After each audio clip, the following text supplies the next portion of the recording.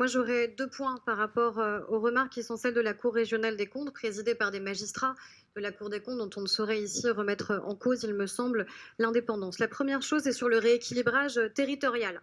Je cite la CRC: «Le rééquilibrage territorial ne s'est pas concrétisé en termes financiers». Je cite encore: «Les montants effectivement payés ne sont pas en faveur de la grande couronne, avec des subventions en baisse de 41 %.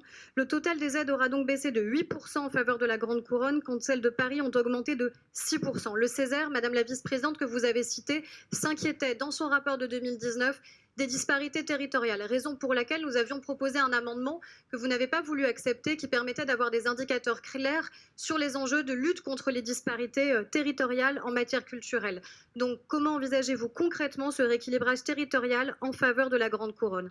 Deuxième point, sur l'effectivité des dépenses engagées par l'exécutif. En 2019, Notre-Dame, c'est un quart de l'investissement annuel.